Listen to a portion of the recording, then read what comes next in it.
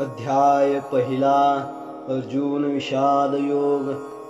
श्री गणेशाय नमः। ओम नमो ज्याद्या वेद प्रतिपाद्या जय जय स्वसंवेद्या आत्मरूपा देवा तुची गणेशो सकलार्थमती प्रकाशो म्हणे निवृत्तीदासो अवधारी जोजी। हे शब्द ब्रह्म अशेष तेची मूर्ती सुवेश तेथवर्ण वपु निर्दोष मिरवतसे स्मृती तेची अवयव देखांगिक भाव तेथ लावण्याची ठेव अर्थ शोभा अष्टादश पुराणे किंची मणिभूषणे पदपद्धती खेवणे प्रमेय रत्नांची पदवंदनागर तेची रंगादिले अंबर जेत साहित्यवाने सपुर उजाळाचे देखा काव्य नाटका जे निर्धारिता सकौतुका त्याची ऋणधुनती क्षुद्र घंटिका अर्थ दोन्ही नाना प्रमेयाची परी निपुणपणे पाहता कुसरी दिसती उचित पदे माझारी रत्ने भली तेत व्यासादिकांची आमती तेची मेखळा मिरवती चोखाळपणे झळकती पल्लव सडका देखा षडदर्शने म्हणिपती तेची भुजांची आकृती म्हणून विसंवादे धरिती आयुधेयाती तरी तर्कुतोची फरशु नीतिभेद अंकुशु वेदांतु तो महारसु मोदकु मिरवे एके हाती दंतु जो स्वभावता खंडितु तो बौद्ध मत संकेतु आर्थिकांचा मग सहजे सत्कार वादू तो पद्म करू वरदू धर्म प्रतिष्ठा तो सिद्धू अभयस्तु देखा विवेकवंतु स्विमळू तोची शुंडा दंडू सरळू जेत परमानंदू केवळू महासुखाचा तरी संवादोची दशनू जो समता शुभ्र वर्ण देवो उन्मेष सूक्ष्मेक्षणू विघ्न राजू मज अवगमलिया दोन्ही मीमांसा श्रवणस्थानी बौद्ध मदामृत मुनी अली सेविती प्रमेय प्रवाल सुप्रभ द्वैताद्वैतत्वतेची निकुंभ सरिसे एकवटत इभ मस्तकावरी उपरी दशोपनिषदे जे उदारे ज्ञान मकरंदे ते कुसुमे मुकुटी सुगंधे शोभती बली अकार चरण युगल उकार उदर विशाल मकार महामंडल मस्तकाकारे हे तिन्ही हे कवटले तेथे शब्द ब्रह्म हे कवळ ते मी गुरु कृपान मिले आदि बीज ओंकार हाच परमात्मा आहे असे कल्पून ज्ञानेश्वर महाराज इथे मंगल करतात। हे सर्वांचे मूळ असणाऱ्या व वेदांच्या प्रतिपादनाचा विषय असणाऱ्या श्री ओंकारा तुला नमस्कार असो व स्वतःला स्वतः जाणण्यास योग्य असणाऱ्या आणि सर्वव्यापी अशा आत्मरूपी ओंकारा तुझा जय जयकार असो। वरील विशेषणांनी युक्त अशा देवा सर्वांच्या बुद्धीचा प्रकाश जो गणेश तो तूच आहेस। निवृत्तीनाथांचे शिष्य ज्ञानेश्वर महाराज म्हणतात, महाराज ऐका, संपूर्ण वेद हीच त्या गणपतीची उत्तम सजविलेली मूर्ती आहे आणि तिच्या ठिकाणी निर्दोष वर्णरूपी शरीराचे सौंदर्य शोभून राहिले आहे। आता शरीराची ठेवण पहा, मनवादिकांच्या स्मृती हेच त्याचे अवयव होत। त्या स्मृतीतील अर्थ सौंदर्याने ते अवयव म्हणजे लावण्याची केवळ खानच बनले आहेत। 18 पुराणे हेच त्याच्या अंगावरील रत्नखचित अलंकार, त्यात प्रतिपादलेली तत्वे हीच रत्ने व शब्दांची छंदोबद्ध रचना हेच त्यांची कोंदणे होत। उत्तम प्रकारची शब्द रचना हेच त्या गणपतीच्या अंगावरील रंगविलेले वस्त्र आहे आणि त्या शब्द रचनेतील अलंकार हे त्या वस्त्राचे चकचकीत कलम पोत आहे। पहा, कौतुकाने काव्य नाटकांविषयी विचार केला असता ती काव्य नाटके त्या गणपतीच्या पायांतील लहान घागऱ्या असून त्या अर्थरूप आवाज रुंझुनत आहेत। त्यात प्रतिपादलेली अनेक प्रकारची तत्वे व त्यातील कुशलता यांचा बारकाईने विचार केला असता यांमध्येही उचित पदांची काही चांगली रत्ने आढळतात। येथे व्यासादिकांची बुद्धी हीच कोणी त्या गणपतीच्या कमरेला बांधलेली मेखला शेला शोभत आहे व तिच्या पदराच्या दशा निर्दोषपणाने झळकत आहेत। पहा, 6 शास्त्रे म्हणून जी म्हणतात तेच गणपतीचे 6 हात आहेत आणि म्हणून एकमेकांशी न मिळणारी भिन्न भिन्न मते हीच त्या हातातील शस्त्रे आहेत। तरी कानाद शास्त्र रूपी हातामध्ये अनुमान रूपी परशु आहे. गौतमी न्याय दर्शन रूपी हातात प्रमाण प्रमेय आदी षोडश पदार्थांचा तत्वभेद रूपी अंकुश आहे. व्यासकृत वेदांत सूत्र रूपी हातात ब्रह्मरसाने भरलेला ब्रह्मज्ञान रूपी मोदक शोभत आहे. बौद्ध मताचे निदर्शन करणाऱ्या बौद्ध वार्तिकांनी प्रतिपादलेला बौद्ध मत हाच कोणी स्वभावता खंडित असलेला दात तो पातंजल दर्शन रूपी एका हातात धरला आहे.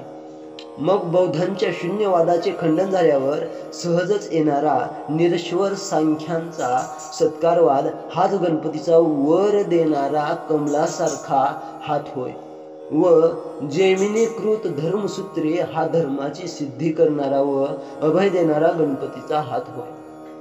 पहा, ज्या गणपतीच्या ठिकाणी सोलीव ब्रह्मसुखाचा निरतिशय आनंद हीच सरळ आणि निर्मळ व बऱ्या वाईटाची निवड करण्यात समर्थ अशी लांब सोंड आहे, तर संवाद हाच दात असून त्यातील पक्षरहितपणा हा त्या दातांचा पांढरा रंग आहे. ज्ञानरूप बारीक डोळे असलेला विज्ञानचा नियामक असा हा देव आहे. पूर्व मीमांसा व उत्तर मीमांसा ही शास्त्रे हीच त्या गणपतीच्या दोन्ही कानांच्या ठिकाणी मला वाटतात व बोध हेच त्यांचे मदरूपी अमृत असून मुनिरूपी भ्रमर त्यांचे सेवन करतात. वर सांगितलेल्या श्रुती स्मृत्यादिकांत प्रतिपादलेली तत्वे हीच गणपतीच्या अंगावरील तेजदार पोवळी होत व द्वैत आणि अद्वैत मते हीच त्या गणपतीच्या मस्तकावरील गंडस्थळे असून ती तुल्य बलाने तिथे एकत्र राहिली आहे. ज्ञानरूप मद देण्यात उदार असलेले ईशावास्यादी दशोपनिषद रूप सुगंधी फुले गंडस्थळावर असलेल्या मुकुटावर चांगली शोभतात. ओंकाराची प्रथम अकार मात्रा हे गणपतीचे 2 पाय आहेत. दुसरी उकार मात्रा हे त्याचे पोट आहे आणि तिसरी मकार मात्रा हाच त्याच्या मोठ्या वाटोळ्या मस्तकाचा आकार आहे. ह्या तिन्ही मात्रा एकत्र झाल्या म्हणजे संपूर्ण वेद कवटाळला जातो. त्या मूळ बीज रूप ओंकार रूप गणपतीला मी गुरु कृपेने नमस्कार करतो. आता अभिनव वाग्विलासिनी जे चातुर्यार्थ कला कामिनी ते शारदा विश्वमोहिनी नमस्कारिली म्या मज हृदये सद्गुरु जेने तारिलो हा संसार पुरो म्हणून विशेष त्यादरू विवेकावरी जैसे डोळ्या अंजन भेटे ते वेळी दृष्टीशी फाटा फुटे मग वास पाहिजे तेथ प्रगटे महानिधी का चिंतामणी झालया हाती सदा विजय वृत्ती मनोरथी तैसा मी पूर्ण काम निवृत्ती ज्ञान देवो म्हणे म्हणून जाणते नो गुरु भजिजे तेने कृतकार्या होईजे जैसे मूळ सिंचने सहजे शाखा पल्लव संतोषते का तीर्थे जे त्रिभुवनी ते घडती समुद्रावगाहनी ना तरी अमृत रसास्वादिनी रस सकळ तैसा पुडती तोची मिया अभिवंदिला श्री गुरुची जो अभिलषित मनोरुची पुरविता तो आता अवधारा कथा गहन जे सकळा कौतुका जन्मस्थान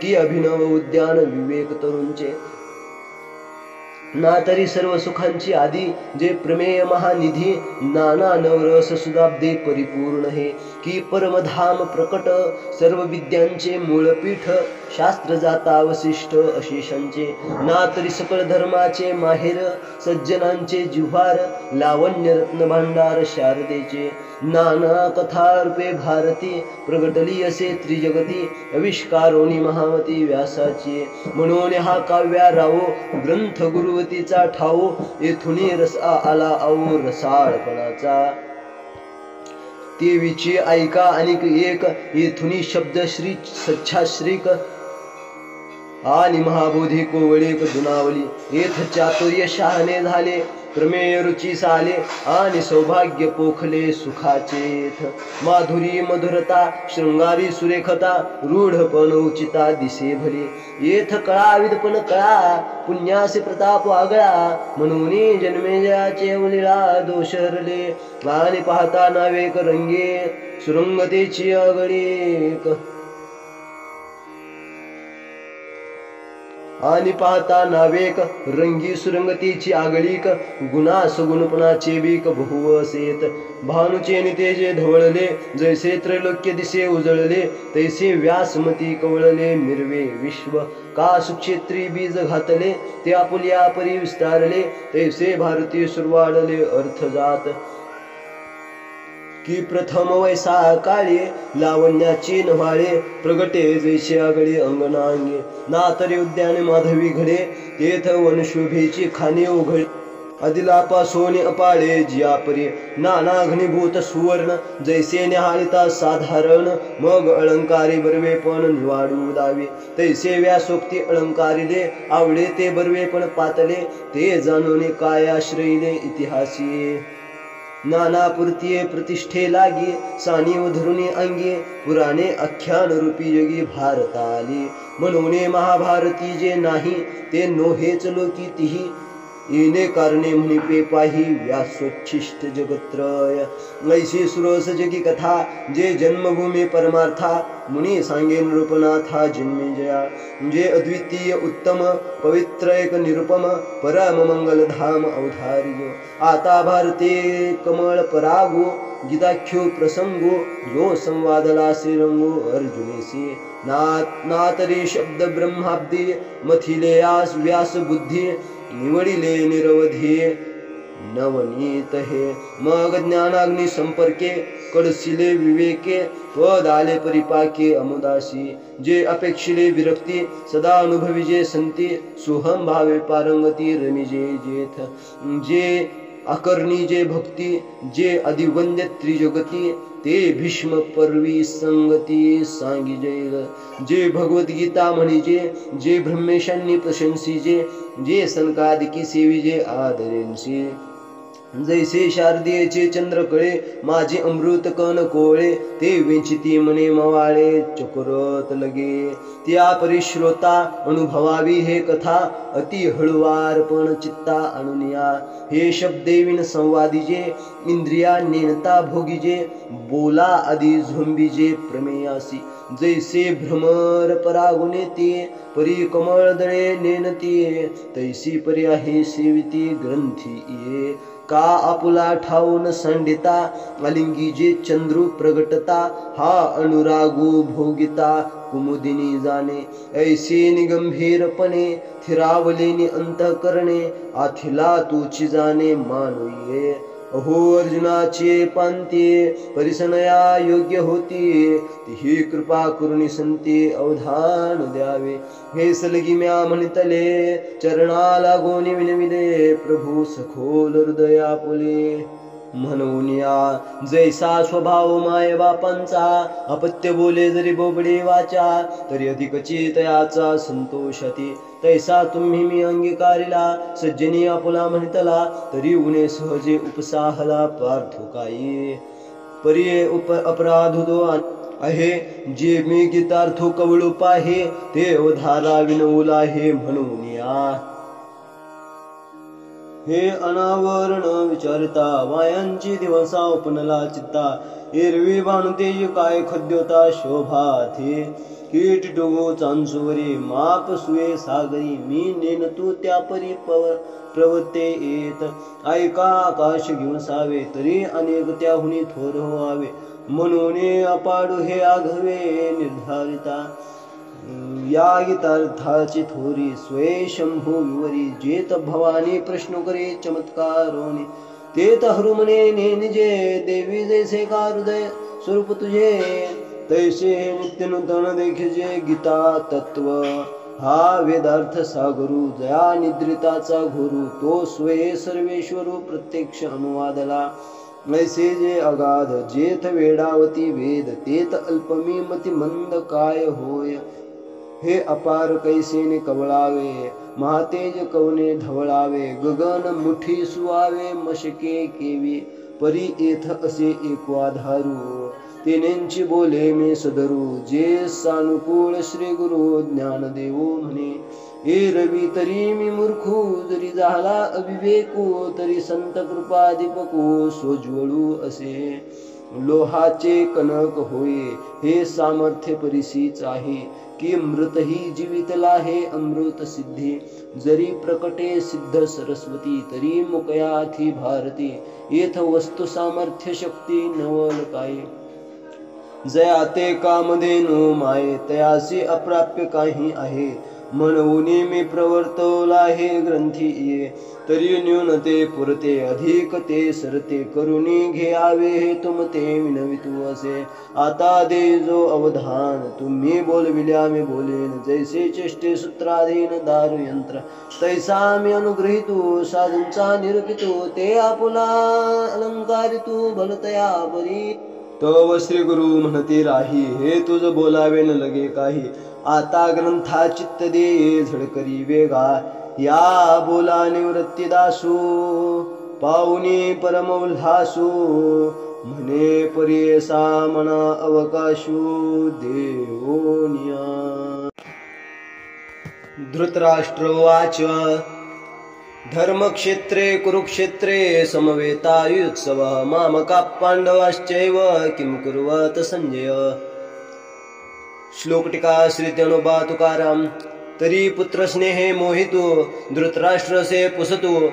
म्हणे संजया सांगे मातो, कुरुक्षेत्रींची जे धर्मालय म्हणीजे. तेथ पांडव आणि माझे गेले असती व्याजे झुंजाचेने. तरी तिही तुला अवसरी, काय की तसे एरेरी. ते झड करी कथन करे मज प्रती. संजय वाच, दृष्ट्वा तु पांडवानिकं व्यूढं दुर्योधनस्तदा. आचार्यमुपसंगम्य राजा वचनमब्रवीत्. पश्येतां पाण्डुपुत्राणामाचार्य महतीं च मुं. व्यूढां द्रुपदपुत्रेण तव शिष्येण धीमता. ते श्लोक टीका श्री ज्ञानोबा तुकाराम.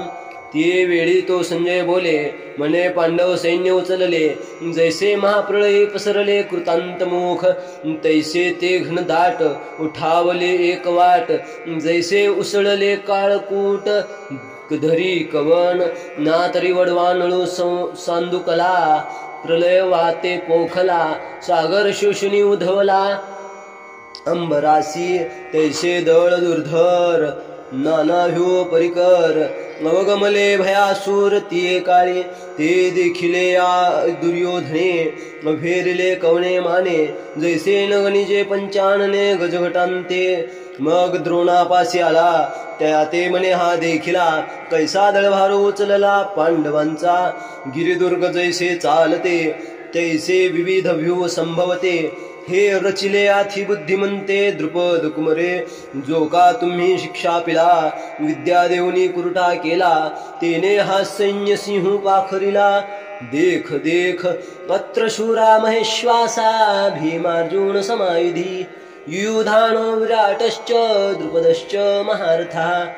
श्लोक टीका श्री ज्ञानोबा तुकाराम.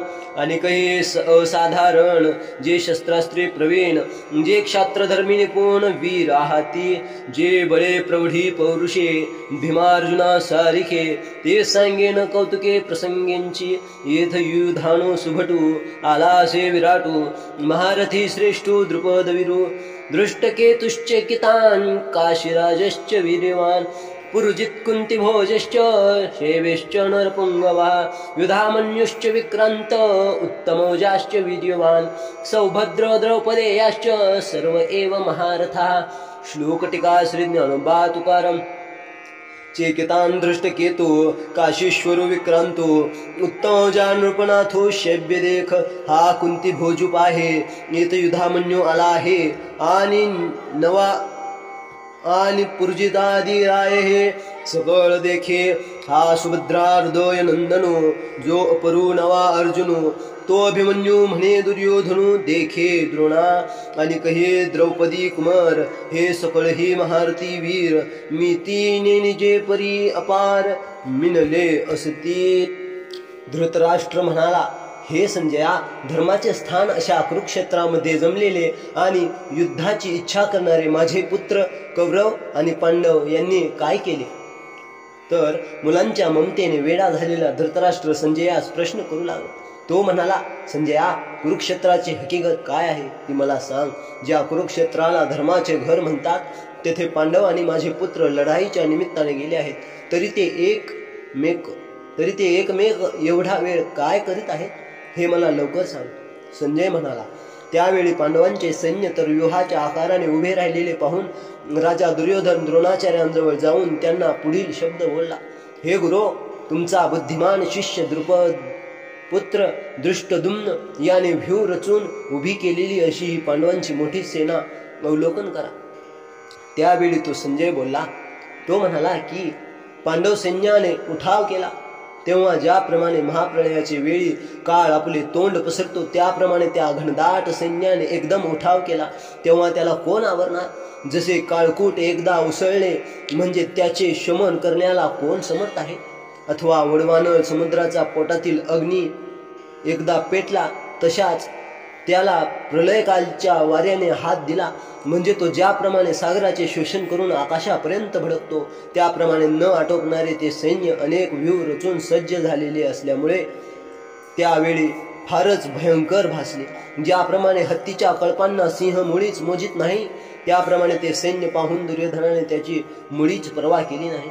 नंतर दुर्योधन द्रोणाचार्यांजवळ येऊन त्यांना म्हणाला, पांडवांचे हे सैन्य कसे उसळले आहे पाहिले का?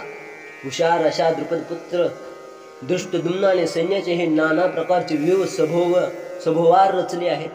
जसे काय चालते डोंगरी किल्लेच, ज्याला तुम्ही शिकविलेत, विद्या देऊन शहाणे केलेत, त्याने दृष्टद्युम्नाने हा सैन्य सिंह कसा उभारला तयार केला आहे पहा तर खरे. या सेनेमध्ये भीमार्जुनांसारखे युद्धामध्ये शूर व महाधनुर्धर योद्धे आहेत. त्यांची नावे सांगतो ऐका. युयुधान, सात्यकी, विराट, महारथी द्रुपद. आणखीही जे शास्त्रांत प्रवीण व क्षात्र धर्मात निपुण असे असामान्य योद्धे आहेत, जे शक्तीने मोठेपणाने व पराक्रमाने भीम व अर्जुन यांच्यासारखे आहेत. त्यांची नावे प्रसंग आला आहे म्हणून कौतुकाने सांगतो. येथे लढवय्या सात्यकी, विराट, महारथी, श्रेष्ठ आणि शूर असा द्रुपद हे आले आहेत. श्लोक क्रमांक 5-6. दृष्टकेतू चेकितान आणि वीर्य संपन्न काशीराज पुरजित कुंतीभोज, तसाच नरवीर शैब्य आणि पराक्रमी युधामन्यू, वीर्यशाली उत्तमौजा सुभद्रा पुत्र अभिमन्यू आणि द्रौपदीचे पुत्र हे सर्व महारथी आहेत. चेकितान, दृष्टकेतू, पराक्रमी असा काशीराजा, नृपश्रेष्ठ उत्तमौजा आणि राजा शैब्य हे पहा. हा कुंतीभोज पहा. येथे हा युधामन्यू आला आहे. आणखी हे पुरजित वगैरे इतर सर्व राजे आलेले आहेत, ते पहा. दुर्योधन म्हणाला, हो द्रोणाचार्य, सुभद्रेच्या अंतःकरणाला आनंद देणारा व प्रति अर्जुनच असा तिचा मुलगा अभिमन्यू हा पहा. आणखी द्रौपदीचे पुत्र हे सर्वच महारथी वीर आहेत. यांची मोजदाद करता येत नाही, पण असे अपरिमित महारथी वीर या ठिकाणी जमले आहेत. श्लोक 7-8. अस्माकं तु विशिष्टाये तान्निबोध द्विजोत्तम, नायका मम सैन्यस्य संज्ञार्थं तान् ब्रवीमि. भवान् भीष्मश्च कर्णश्च कृपश्च समितिञ्जय, अश्वत्थामा विकर्णश्च सौमदत्तिस्तथैव च.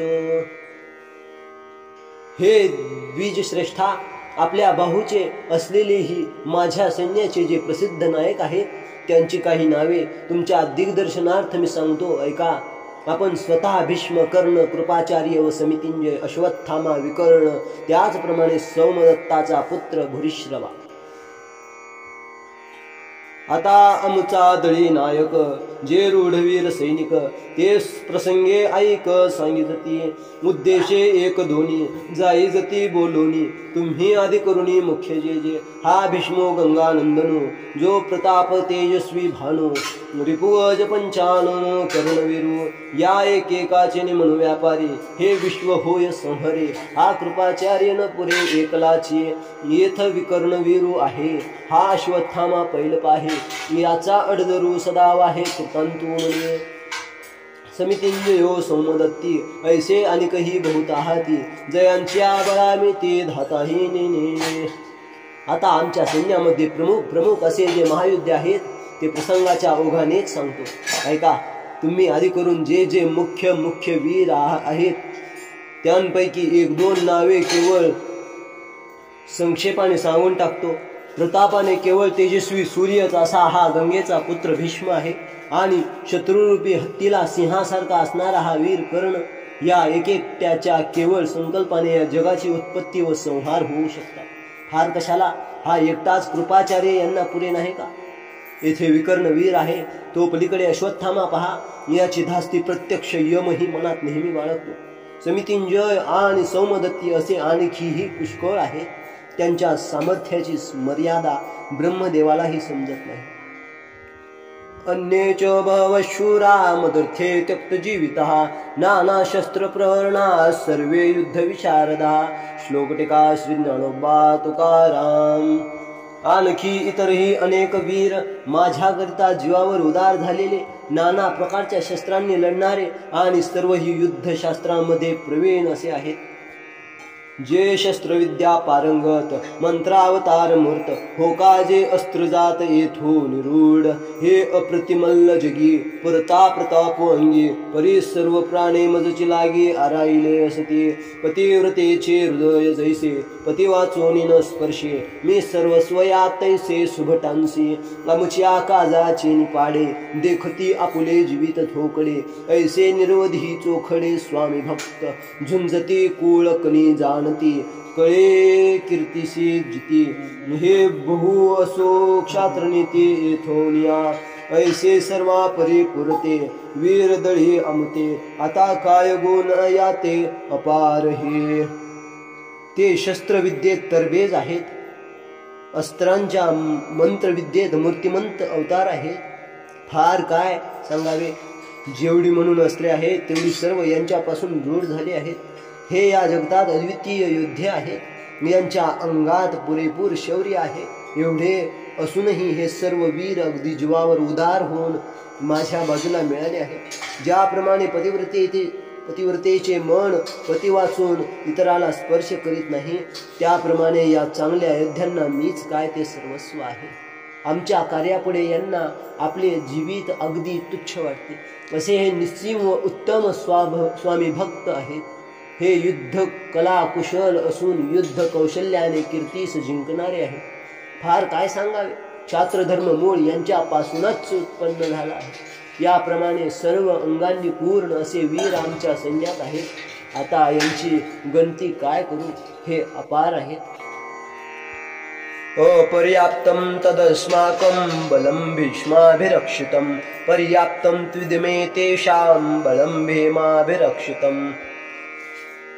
ते हे आमचे भीष्मांनी सर्व बाजूंनी सेनापती होऊन रक्षण केलेले सैन्य अफाट अजिंक्य आहे. पण त्यांचे ते दांडग्या भीमाने सर्व बाजूंनी रक्षण केलेले सैन्य मोजके जिंकण्यास सोपे आहे. वरी क्षत्रियां माझी श्रेष्ठू, जो जगजेठी जगी सुभटू, तया दळवयपणाचा पाटू भीष्मासी पै. आता याचे निबळे गवसले, हे दुर्ग जैसे पन्नाशिले. येणे पाडे थेंकुले लोकत्रय, अधींच समुद्र पाही. तीर्थ दुवाड पण कवना नाही, मन वडवानळो तैसे आहे. विरजा जैसा ना तरी प्रलय वन्ही महावातू, या दोघा जैसा सांगातू. तैसा गंगा सुतू सेनापती, आता येणेंसी कवण भिडे. हे पांडव सैन्य कीर थोडे, ओई चलेनी पाडे दिसत असे. वरी भीमसेन बेथू, तो झाला असे सेनानाथू. ऐसे बोलोनी हे मातू सांडिली तेने. आणखी क्षत्रियांमध्ये श्रेष्ठ व या जगात नानावलेले योद्धे असे जे भीष्माचार्य, त्यांना या सेनेच्या अधिपत्याचा अधिकार दिलेला आहे. आता यांनी आपल्या सामर्थ्याने आवरून या सैन्याची अशी काही रचना केली आहे की जसे काय किल्लेच बांधले आहेत. याच्या पुढे त्रिभुवनही कपदार्थ आहे. आधी असे पहा, समुद्र हा कोणाला दुस्तर नाही, तशा त्याला ज्याप्रमाणे वडवान सहाय्यकारी व्हावा किंवा प्रलयकाळचा अग्नी व प्रचंड वारा या दोहोंचा ज्याप्रमाणे मिलाप व्हावा, त्याप्रमाणे या गंगेच्या पुत्राच्या सेनापतित्वाची जोड या पराक्रमी सैन्याला मिळाली आहे. आता या सैन्याबरोबर कोण झगडेल, वर सांगितलेल्या आमच्या सैन्याच्या मानाने हे पांडवांचे सैन्य खरोखरच अपुरे दिसत आहे आणि त्यात भीमसेन अगोदरच आडदांड आणि तो त्यांच्या सैन्याचा अधिपती झाला आहे असे बोलून त्याने ती गोष्ट सोडून दिली. ऐनेषु च सर्वेषु यथा भागमवस्थितः भीष्ममेवाभिरक्षन्तो भवन्तः सर्व एव हि. व्यूहाच्या प्रवेशद्वारात आपापल्या नेमलेल्या ठिकाणी उभे राहून आपण सर्वांनी मिळून भीष्माचेच सर्व बाजूंनी रक्षण करावे. मग पुनरपे काय बोले सकळ सैनिकांते म्हणितले आता दळभार आपुलाले सुरसे करा जया जिया अक्षौहिणी तिने तिया आरणी वर्गण कवण कवणे महारथिया तिने तिया आवरीजे भीष्मातळी राहिजे द्रोणाते म्हणे पाहिजे तुम्ही सकळ हाची को रक्षावा मी तैसा हा देखावा येणे दळभारू आघवा साचो आमचा. मग दुर्योधन सर्व सेनापतींना पुन्हा असे म्हणाला की आता आपापले सैन्य समुदाय सज्ज करा. ज्यांच्या ज्या अक्षौहिणी आल्या असतील त्यांनी त्या अक्षौहिणी युद्धभूमीवर कोणकोणत्या महारथ्याकडे विभागून द्यावयाच्या त्या द्याव्यात. ज्या महारथ्याने त्या अक्षौहिणीला आपल्या हुकुमतीत ठेवावे आणि भीष्मांच्या आज्ञेत राहावे. नंतर दुर्योधन द्रोणाचार्यांना म्हणाला तुम्ही सर्वांवर देखरेख करावी. या भीष्माचे एकट्याचेच रक्षण करावे. यांना माझ्याप्रमाणेच मानावे. यांच्या योगानेच आमचा हा सर्व सेनाभार खरा समर्थ आहे. आमच्या सेनेची सर्व मदार यांच्यावरच आहे. तस्य संजनयन हर्षम कुरु वृद्ध पितामहः सिंहनादोच्चे शंखम दद्म प्रतापवान. श्लोक टीका श्री ज्ञानोबा तुकाराम. या दुर्योधनाच्या बोलण्याने संतुष्ट होऊन त्या दुर्योधनाला हर्ष उत्पन्न करणारा कुरुकुलातील वृद्ध पितामह प्रतापी भीष्माचार्य सिंहनादाप्रमाणे मोठी गर्जना करून शंख वाजविता झाला. या राजाच्या बोला सेनापती संतोषला. मग तेने केला सिंहनादू तो गाजत असे अद्भुत दोन्ही सैन्या अंतू प्रतिध्वनी न समातू उपजत असे तयाची तुलगा सवे वीरवृत्तीचे निथावे दिव्य शंख भीष्मदेवे आस्फुरिला ते दोन्ही नाद मिनले ते त्रैलोक्य धीर बधीर भूत जाहले जैसे आकाश कापडिले तुटोनिया गडगडीत अंबर उचंबळत सागर शोभले चराचर कांपत असे तेने महादोष गजरे दुमदुमिताती गिरिकंदरे तव दळा माझी रंतुरे अस्फारिली. राजाच्या या भाषणाने सेनापती भीष्माला संतोष झाला. मग त्याने सिंहासारखी गर्जना केली. ती गर्जना दोन्ही सैन्यात विलक्षण तऱ्हेने दुमदुमत राहिली. तिचा प्रतिध्वनी आकाशात न मावता पुन्हा पुन्हा उठू लागला. तो प्रतिध्वनी उठत असताच वीरवृत्तीच्या बलाने स्फुरण येऊन भीष्मदेवाने आपला दिव्य शंख वाजविला. ते दोन्ही आवाज मिळाले तेव्हा त्रैलोक्याच्या कांठाया बसल्या. त्यावेळी जणू काय आकाशच तुटून पडते की काय असे वाटले. त्यामुळे आकाश धडाडले, सागर उसळला आणि स्थावर व जंगम जग गांगुरून कापू लागले. त्या मोठ्या आवाजाच्या नादाने डोंगरातील दऱ्या दणाणून राहिल्या. इतक्यात त्या सैन्यात रणवाद्ये सुरू झाली. ततशंखाश्च भैर्यश्च पनवानक गोमुखाः सहसैवाभ्यहन्यन्त सशब्दस्तुमुलो भवत्. श्लोक टीका श्री ज्ञानोबा तुकाराम. त्यानंतर शंख नगारे ढोल मृदंग आणि कर्णे ही सर्व वाद्ये एकदम वाजविण्यात आली. त्यांचा आवाज फार भयंकर झाला. उदंड सैंग वाजते भयानके खाते महाप्रळयो जेथे धाकडांची भेरी निशाण मांदळ शंख काहळा भोंगळ आणि भयासूर कोल्हाळ सुभटांचे आवेशे भुजा त्राटिती विसैनेले हाका देती जेत महामोद भद्र जाती आवर्तीना तेत भेडांची कवण मातू कांचया केर फिटतू जेने दजकलाकृतांतू अंगणे घे एका उभयांची प्राण गेले चांगाचे दांत बैसले बिरुदांचे दादुले हिमताती ऐसाद्भूत तुर्बंबाळू ऐकोनी ब्रह्मा व्याकुळू देव म्हणते प्रळय काळू ओढवला आजी ऐशी स्वर्गी मातू देखोनी तो आकांतो पांडव दळांतो वर्तले काही हो का निज सार विजयाचे की ते भांडार महातेजाचे, जेत गरुडाचे जावळीचे कांतले चारी. नाना प्रकारची रणवाद्ये जिकडे तिकडे इतकी भयंकर व कर्कश वाजू लागली की मी म्हणणाऱ्यांनाही तो महाप्रलयच वाटला. नौबती, डंके, ढोल, शंख, मोठ्या झांजा व करणे, आणखी महायोद्ध्यांच्या भयंकर गर्जना या सर्वांची एकच गर्दी झाली. कित्येक योद्धे आवेशाने दंड ठोकू लागले. कोणी त्वेषाने एकमेकांना युद्धार्थ हाका मारू लागले आणि त्या ठिकाणी मदोन्मत्त हत्ती आवर्तनासे झाले. तेथे अशा स्थितीत भ्याडांची तर गोष्ट कशाला पाहिजे.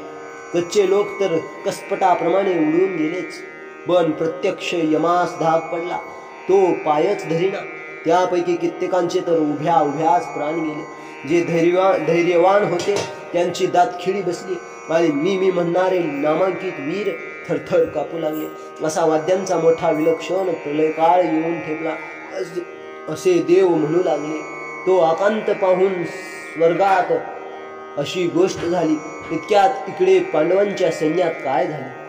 जो रथ विजयाचा गाभा किंवा महातेजाचे भांडारच होता, ज्याला गरुडाची बरोबरी करणारे 4 घोडे जुंपले होते. ततश्वेतैर्हैर्युक्ते महतिस्यन्दने स्थितौ माधव पांडवश्चैव दिव्यो शंखौ प्रदद्मतुः. श्लोकटिका श्रीज्ञानोबा तुकाराम. त्यानंतर पांडवांकडे पांढरे शुभ्र घोडे जोडलेल्या महान रथावर आरूढ झालेले श्रीकृष्ण आणि अर्जुन यांनीही आपले दिव्य शंख वाजविले. की पांखांचा मेरू जैसा रहवरू मिरवतसे तैसा, ते जे कोंदाटलिया दिशा जयाचेनी, जेत अश्ववाहकू आपण वैकुंठीचा राणा जाण, त्या रथाचे गुण काय वर्णू. ध्वजस्तंभावरी वानरू तो मूर्तिमंत शंकरू, सारथी शारंग धरू अर्जुनेसी, देखानवल तया प्रभूचे अद्भुत प्रेम भक्ताचे, जे सारथ्य पार्थाचे करीतो असे, पायुकू पाठीसी घातला आपण पुढा राहिला, तेने पांचजन्य स्फुरिला अवल्याची. व ज्याच्या तेजाने सर्व दिशा भरून गेल्या होत्या असा जो दिव्य रथ असा शोभत होता की जणू काय पंख असलेला मेरू पर्वतच.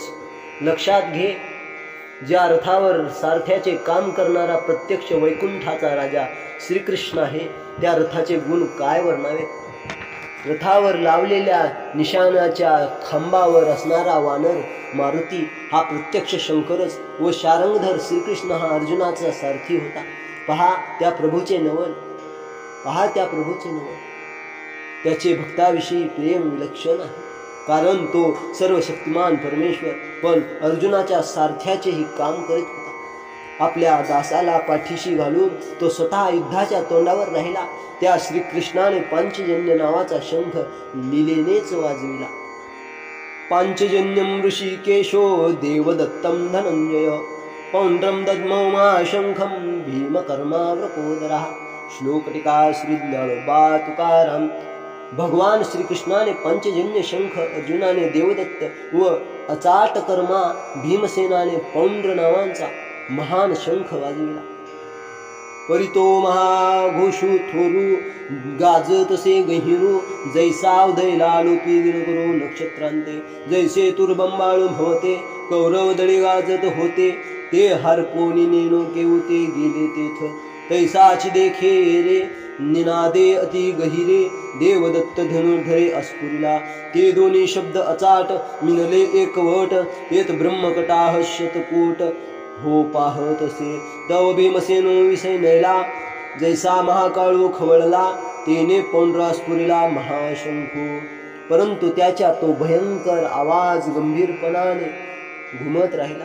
ज्याप्रमाणे उगवलेला सूर्य नक्षत्रांना लुपवून टाकतो, त्याप्रमाणे कौरवांच्या सैन्यात जिकडे तिकडे दुमदुमणारा जो वाद्यांचा कल्लोळ तो त्या शंखाच्या महानादाने कोणीकडे लुपून गेला ते काही कळेना. त्याप्रमाणे पहा, नंतर त्या अर्जुनाने अतिगंभीर आवाजाने देवदत्त नावाचा शंख वाजविला. ते दोन्ही अचाट आवाज जेव्हा एकत्र मिळाले तेव्हा हे सर्व ब्रह्मांड शतचूर्ण होते की काय असे वाटू लागले. इतक्यात खवळलेला कृतांताप्रमाणे आवेश चढलेल्या भीमाने आपला पौंड्र नावाचा मोठा शंख वाजविला. अनंत विजयम राजा कुंतीपुत्रो युधिष्ठिर, नकुलः देवश्च सुघोषमणिपुष्पकौ। श्लोकटीका श्री ज्ञानोबा तुकाराम। कुंतीपुत्र राजा युधिष्ठिराने अनंत विजय, नकुलाने सुघोष आणि सहदेवाने मणिपुष्पक। तो महाप्रलय जल धरू, जैसा घडघडीला गहिरू, तव अनंत विजय युधिष्ठिरो आस्फुरित असे। नकुळे सुघोषो सहदेवे मणिपुष्पको, जेने नादे अंतको गजबजला ठाके। काशश्च परमेश्वास शिखंडी च महारथा, धृष्टद्युम्नो विराटश्च सात्यकीश्चापराजिता। द्रुपदो द्रौपदेयाश्च सर्वश पृथिवीपते, सौभद्रश्च महाबाहुः शंखान् दद्म पृथक् पृथक्। श्लोकटीका श्री ज्ञानोबा तुकाराम। त्याचा आवाज कल्पांताच्या वेळच्या मेघगर्जनेप्रमाणे अतिगंभीर असा मोठा झाला। इतक्यात धर्मराजाने अनंत विजय नावाचा शंख वाजविला। नकुलाने सुघोष व सहदेवाने मणिपुष्पक या नावांचे शंख वाजविले। त्या आवाजाने काळही गडबडून गेला। हे पृथ्वीपते धृतराष्ट्रा, महाधनुधर काशीराज, महारथी शिखंडी, दृष्टद्युम्न, विराट व शत्रूकडून कधी पराजय न पावलेला सात्यकी, द्रुपद, द्रौपदीचे पुत्र आणि महाभाऊ अभिमन्यू इत्यादी सर्वांनी चोहोकडून आपापले शंख वाजविले। त्या युद्धभूमीवर द्रुपद, द्रौपदीचे पुत्र इत्यादी अनेक राजे होते। हा विजयशाली काशीराजा पहा। तेथे अर्जुनाचा मुलगा अभिमन्यू, अजिंक्य सात्यकी, राजश्रेष्ठ धृष्टद्युम्न व शिखंडी, विराटाधिक मोठे राजे जे मुख्य शूर सैनिक होते, त्यांनी सर्वांनी निरनिराळे शंख एक सारखे वाजविण्यास आरंभ केला। त्या मोठ्या दोघाच्या दणक्याने शेष कुर्म हे एकदम गोंधळून जाऊन आपण धरलेले पृथ्वीचे ओझे टाकून द्यावयाच्याच बेतात आले। त्यामुळे तिन्ही लोक डळमळू लागले। मेरू व मांदार हे पर्वत मागे पुढे झोके खाऊ लागले व समुद्राच्या लाटा कैलासापर्यंत उसळल्या। सघोषोधार्तराष्ट्राणां हृदयानि व्यदारयत्, नभश्च पृथ्वीं चैव तुमुलो व्यनुनादयन्। श्लोकटीका श्री ज्ञानोबा तुकाराम। पृथ्वी आणि आकाश दणानून सोडणाऱ्या त्या शंखांच्या तुंबळ घोषाने कौरवांची हृदये विदीर्ण केली। पृथ्वी तळ उलथो पाहात, आकाशसे असोडत, तेच सडा होत नक्षत्रांचा। सृष्टी गेली रे गेली, देवा मोकळवादी झाली, ऐशी एकटाळी पिटली सत्यलोकी। दिहाची दीन थोकला, जैसा प्रलय काळ पांडला, तैसा हाहाकार उठिला तिही लोके। तवादी पुरुष विस्मितो, म्हणे झने होय पा अंतो, मग लोपिला अद्भुतो समुद्र तो। म्हणून विश्व सावरले, एरवी युगांत होते ओढवले, जय महाशंखा स्फुरिले कृष्णादिके। तो घोष तरी उपसंहरला, परी पडिसाद होता राहिला, तेने दळभार विध्वंसिला कौरवांचा। जैसा गजटांतो सिंहलीला विदारितो, तैसा हृदया ते भेदितो कौरवांच्या। तो गाजत जो ऐकते, तो उभे चिहे घालिते, एकमेकांते म्हणते सावध रे सावध। पृथ्वी तळ उलथतो की काय व आकाशाला हिसके बसू लागल्यामुळे नक्षत्रांचा सडाच होतो की काय असे वाटू लागले। सृष्टी गेली रे गेली, देवांना निराधार स्थिती आली, अशी ब्रह्मलोकात एकच ओरड झाली। दिवसात सूर्य थांबला व ज्याप्रमाणे प्रलय काळ सुरू व्हावा त्याप्रमाणे तिन्ही लोकांत हाहाकार उडाला। ते पाहून परमात्मा विस्मित झाला आणि मनात म्हणाला, न जाणो कदाचित सृष्टीचा अंत होईल, तो चुकवावा म्हणून मग त्याने तो विलक्षण गोंधळ एकदम शांत केला। त्यामुळे मग सावरले। नाहीतर ज्या वेळेला कृष्णाधिकांनी आपले दिव्य शंख वाजविले त्यावेळी प्रलयकाळ होण्याची वेळ आली होती। तो घोष तर शांत झाला, पण त्याचा प्रतिध्वनी जो शिल्लक होता त्यानेच कौरवांच्या सर्व सैन्यांची दानादान उडाली। हत्तीच्या कळपांची सिंह लीलेनेच जशी पांगापांग करतो तशी कौरवांची अंतःकरणे त्या प्रतिध्वनीने भेदून टाकली। तो प्रतिध्वनी दुमदुमत असताना जेव्हा त्यांच्या कानावर आला तेव्हा उभेपणीच त्यांच्या काळजाने ठाव सोडला। त्यातले त्यात ते एकमेकांना रे सावध रहा असे म्हणू लागले। अथ व्यवस्थितान् दृष्ट्वा धार्तराष्ट्रान् कपिध्वजः प्रवृत्ते शस्त्रसम्पाते धनुरुद्यम्य पांडवा। श्लोकटिका श्री ज्ञानोबा तुकाराम। कौरव पक्षीय सैनिक पुन्हा व्यवस्थित उभे राहिलेले पाहून शस्त्रसंपाताच्या प्रसंगी आपले धनुष्य उचलून कपिध्वज अर्जुन ते थबळे प्रौढी पुरते जे महारथी वीर होते तीही पुनरपी दळा ते आवरले। मग सरिसेपणे उठावले दुनवटोनी उचलले तया दंडी क्षोभले लोकत्रय। तेथ बाणवरी धनुर्धर वर्षताती निरंतर जैसे प्रळयांत जलधर अनिवारका। ते देखलिया अर्जुने संतोष घेऊनी म्हणे मग संभ्रमे दिठी सेने घालितसे। तव संग्रामी सज्ज जाहले सकळ कौरव देखिले मग लीला धनुष्य उचलिले पंडुकुमरे। त्या सैन्यात पराक्रमाने व मोठेपणाने जे पुरे शूर व महारथी होते त्यांनी पुन्हा सैन्याला आवरले। मग ते लढण्याच्या तयारीने सिद्ध झाले व दुप्पट जोराने उसळले। त्या सैन्याच्या उसळण्याने तिन्ही लोक त्रस्त झाले। त्यावेळी प्रलयकाळी मेघ ज्याप्रमाणे अनिवार वर्षाव करतात त्याप्रमाणे धनुर्धारी युद्धे बाणांचा एकसारखा वर्षाव करू लागले। अर्जुनाने ते पाहून मनात संतोष मानला आणि मग उत्सुकतेने सैन्याकडे नजर फेकली। तेव्हा युद्धाला तयार झालेले सर्व कौरव अर्जुनाला दिसले। मग पांडुपुत्र अर्जुनाने लीलेनेच धनुष्य उचलून घेतले। ऋषिकेशं तदा वाक्यमिदमाह महीपते। अर्जुन उवाच शेनयोरुभयोर्मध्ये रथं स्थापयमेच्युत। श्लोकटिका श्री ज्ञानोबा तुकाराम। ते वेळी अर्जुन म्हणतसे देवा आता झडकरी रथ पेलावा नेऊनी मध्ये घालावा दोही तळा।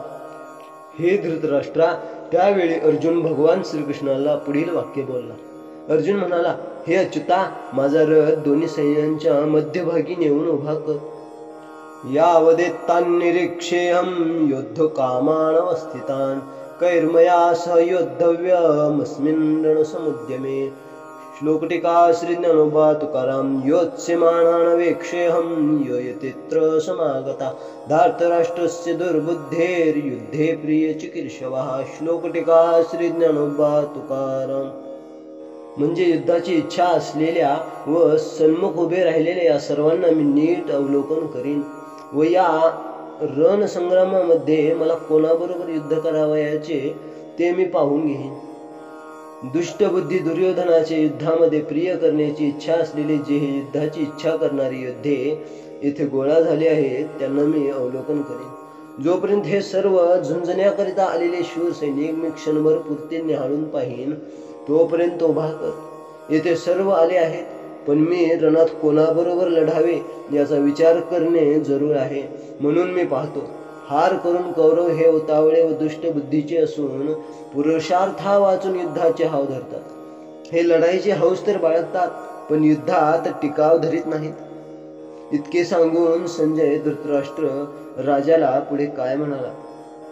जवमिन आवेक हे सकळवेर सैनिक न्याळीन शेक झुंजते जे येताले सती आघवे परे कवने सीम्या झुंजावे रणे लागे पहावे म्हणून या बहुत करुणी कौरव हे आतुर दुस्वभाव वांटी वावे न हाव बांधिती झुंजी झुंजाची आवडी धरिती परी संग्रामी धीर नव्हती हे सांगून राजा प्रती काय संजयो म्हणे। संजय उवाच एव मुक्तो ऋषिकेशो गुडाकेशेन भारत सेनयोरुभयोर्मध्ये स्थापयित्वा रथोत्तमम्।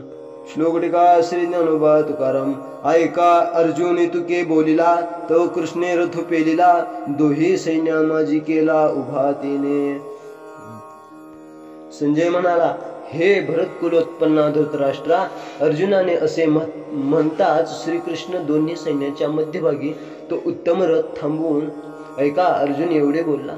इतक्यात श्रीकृष्णाने रथ हलवला व त्याने दोन्ही सैन्यामध्ये उभा केला।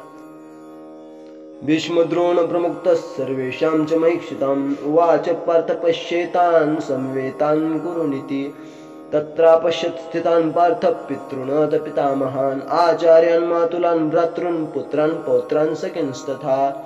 श्लोकटिका श्री ज्ञानोबा तुकाराम।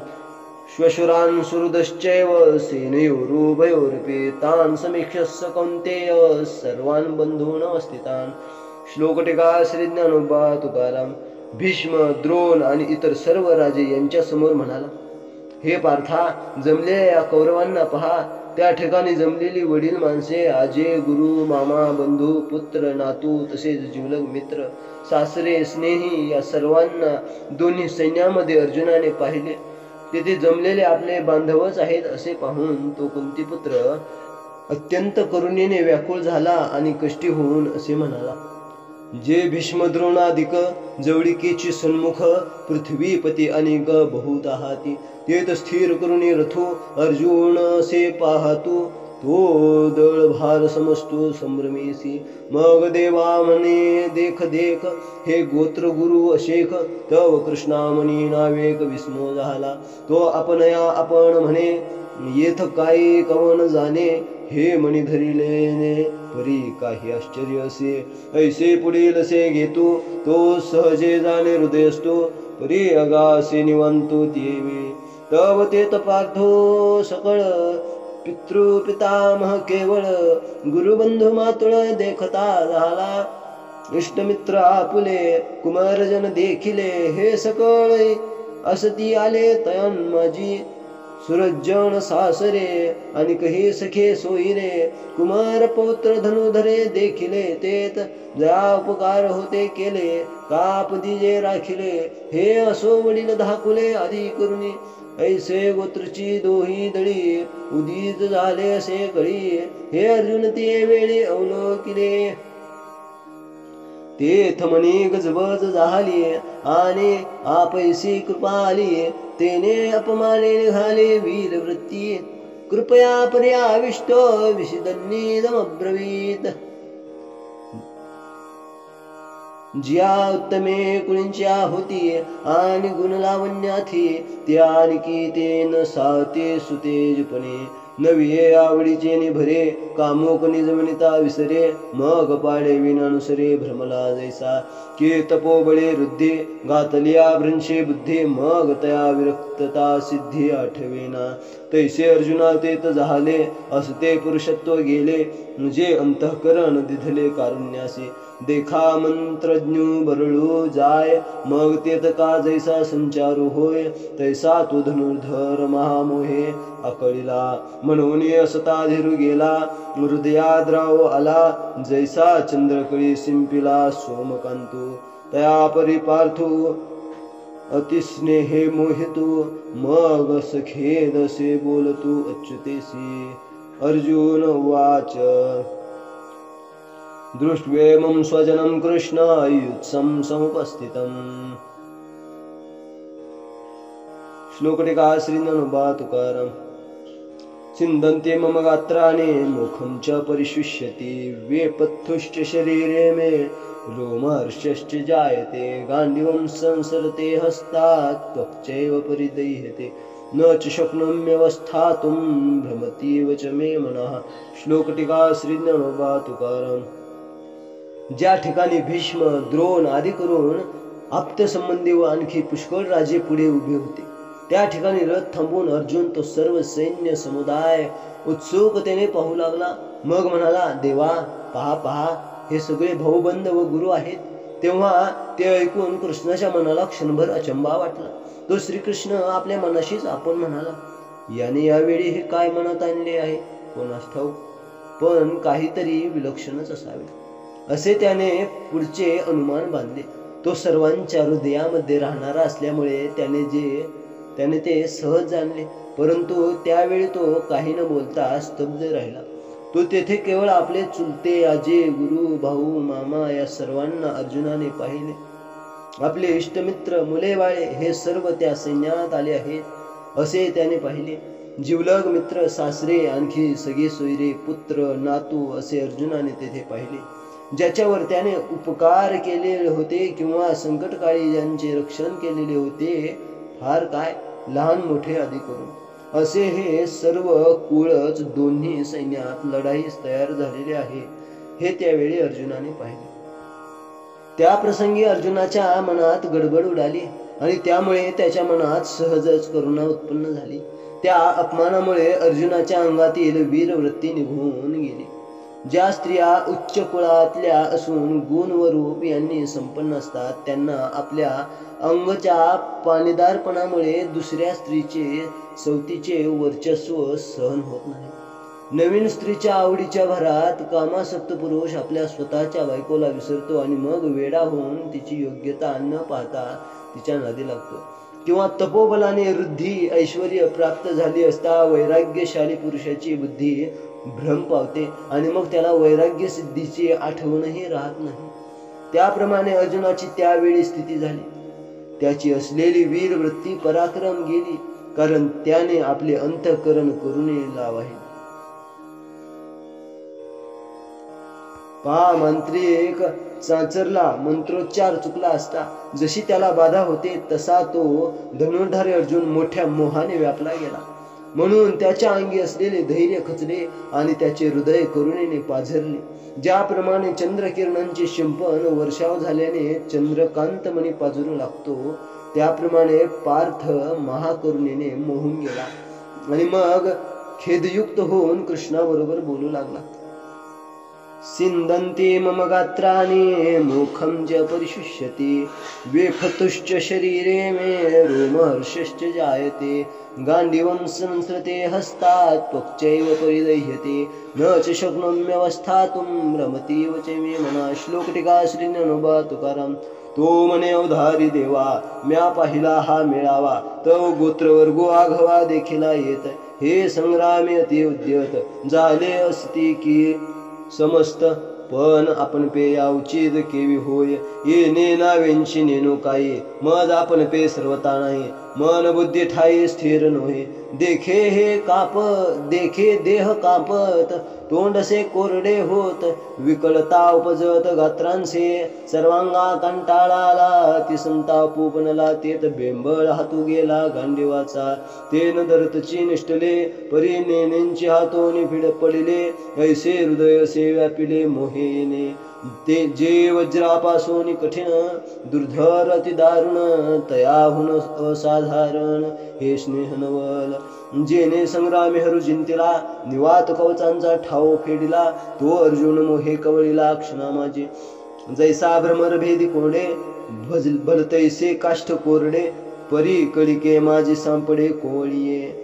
तेत उत्तीर्ण होईल प्राणे, परिते कमळ दळ चिरू नेणे, तैसे कठीण कोवळेपणे स्नेह देखा. हे आदिपुरुषाची माया, ब्रह्मेयाही नयेची आया, म्हणून बोलविला ऐके राया संजीव म्हणे. अवधारी मग तो अर्जुनो, देखोन सकळ स्वजनो, विसरला अभिमान संग्रामींचा. कैसी नेनो सदयता, उपनली तेथे चित्ता, मग म्हणे कृष्णाता नसिजेत. माझे अतिशय मन व्याकुळ, होतसे वाचा बरळ, जे वधावे हे सकळ येणे नावे. तो म्हणाला, देवा ऐका, मी हा सर्व जमाव पाहिला. तो येथे तर सर्व आप्त संबंधीच दिसता. हे सर्व लढाईला अतिशय उत्सुक झाले आहेत, हे खरे, पण ते यांच्याशी लढणे आपल्याला कसे योग्य होईल. या नातलगांशी युद्ध करण्याचा विचारानेच मला कसेसेच होते. मलाच मुळी भान नाहीसे झाले आहे. माझे मन व बुद्धी ही ठिकाणावर नाहीत. पहा, माझा देह कापत आहे, तोंडाला कोरड पडली आहे आणि सगळ्या गात्रांनी शिथिलता झाली आहे. सर्वांगावर काटा उभा राहिला आहे. माझ्या मनाला अतिशय यातना होत आहेत आणि गांडीव धनुष्य धरावयाचा हात लुळा होऊन गेला आहे. ते धरले न जाता निसटले, परंतु हातातून केव्हा पडून गेले याची मला दादच नाही. या मोहाने माझे हृदय असे घेरले आहे. हे अर्जुनाचे अंतःकरण वज्राहून कठीण, दुसऱ्यास दाद न देणारे अति गंभीर आहे. पण या करुणेची बडी त्याच्याही वर आहे.